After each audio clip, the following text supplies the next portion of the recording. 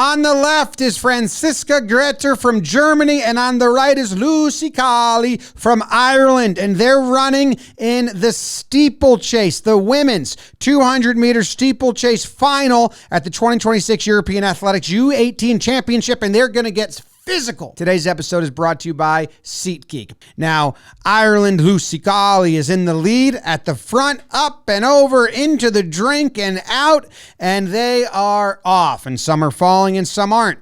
And now you see Greter make her move. She's getting to the front. You've got yellow, you've got green, you've got Germany, you've got Ireland, you've got a guy ringing a bell, and you've got a bunch of teenage girls racing and running in the steeplechase. I can't do it. I am not in shape.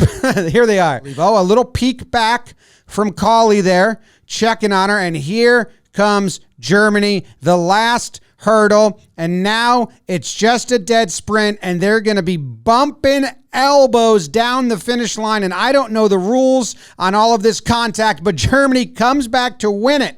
Now, Lucy Goalie did set her own record. She broke a record. She set an Irish record, so she's happy. The third place finish, I don't know if you saw that. Watch this. Watch the third place. They had to go to a photo finish to decide who won, and it was Lucia from Czech. And then they all die, and they all are just laying on the ground, can't get up, absolutely drained. Wait till they switch, someone else on the ground. Now they're all going down. It's a slumber party at the finish line. Greter down. Look at this contact. What's the ruling here? Now they're jockeying for space, and it's going to be Ireland, Goalie, who makes contact first with an elbow right to the chest. See?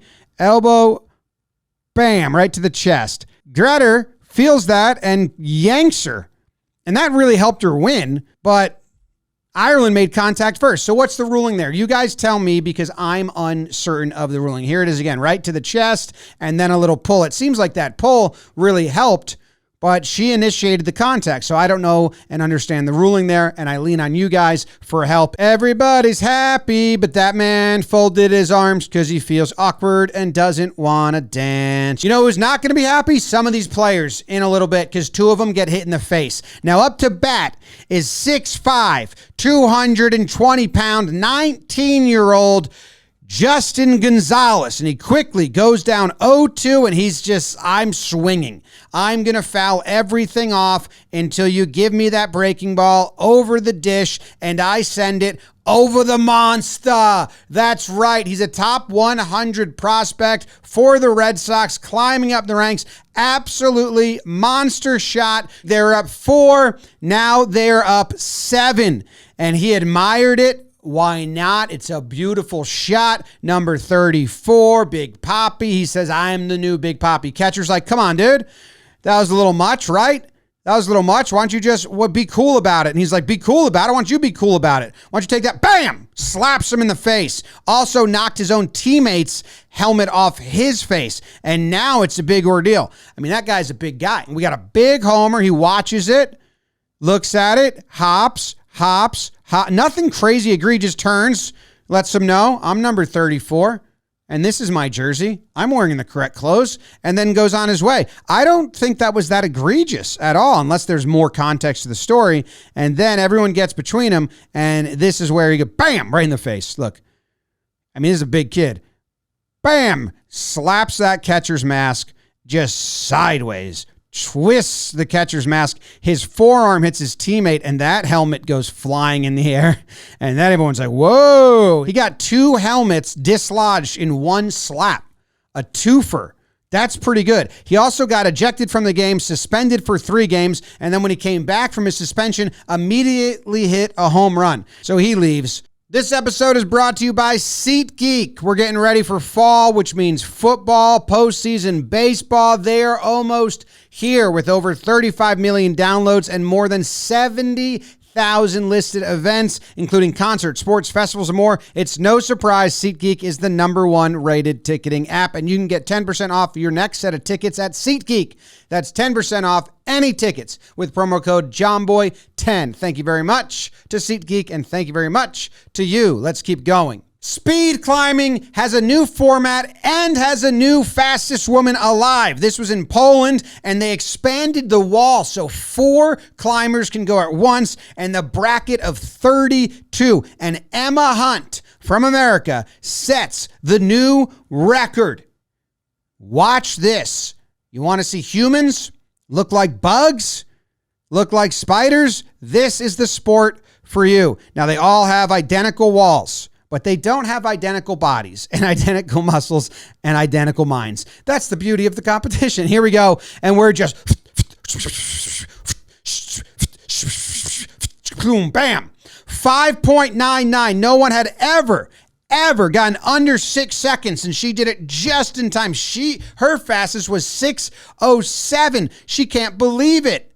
She is in awe that she just did that. I was in awe of just the different strategies that could be happening amongst the climbers here. So what I did for me and then for you guys is we're going to look at just the 2 on the left, because that's first place and second place.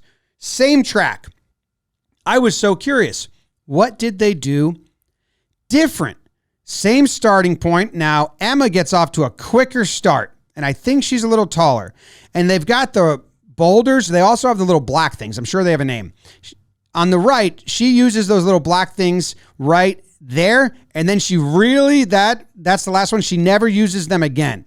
There's one place where they really go about it differently. Not yet. This is all the same, but right here. Now look where on the right, Emma puts her foot on that red one. She puts it on that top left cross so she can push up. On the left, she hits it on the bottom and she pushes sideways. And third place did the same thing. And on the left, she does a double foot grab on those 2 blacks.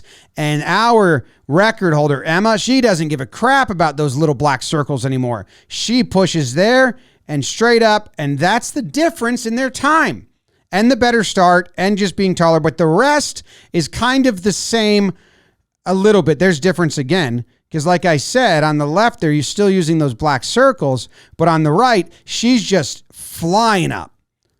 Just flying up. So that's the biggest difference. That one section they attacked differently helped her.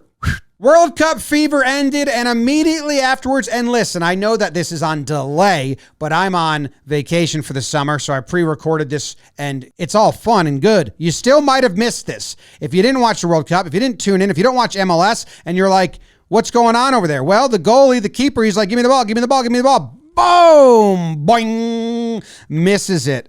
Now, this is your championship winning keeper, Rocco Rios Novo, and it's just an off day. It's his first game back from the big break for the World Cup. They're playing without Messi. They're playing out their stars. He's like, I'll step up. I'll score from back here. Oh, crap. Now, I tried to look like, did it take a bad hop? Did he take his eyes off the ball? Did he miscalculate his steps? Nothing. It's just straight up a whiff. But I will say his teammates showed great support. I mean, they all went up to him right away and were just like, it's okay, dude. Look at this. And they did have it. They end up winning. Teammates support each other. We had an underdog take down a power player in the World Table Tennis Men's semifinals. And Vladimir Sidorenko on the left, playing as an independent, not ranked in the top 30. Now, Vladimir won the first set, lost the second set. He won the third. And Truls Morgaard just scraped his knuckles on the table. And he's like, oh, that hurts. He hit his hand on the table. He's down 10-8.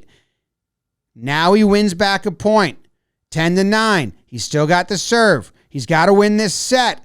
And he gets it again, 10-10. But Vladimir's got the serve. He's got a backhand with topspin. Now, for the match, he's bringing out the forehand, backhand. Wow, all of it. An unknown to a known in the table tennis world. Truls Morgaard's like, oh my God, good job, but I can't believe it, and I'm upset. Forehand, bam. Forehand, bam. Backhand, boom.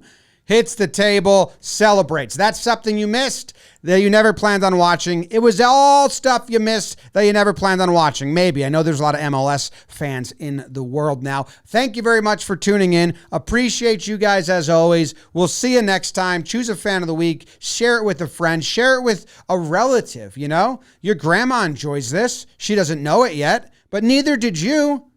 until you started watching. Appreciate you guys. Goodbye.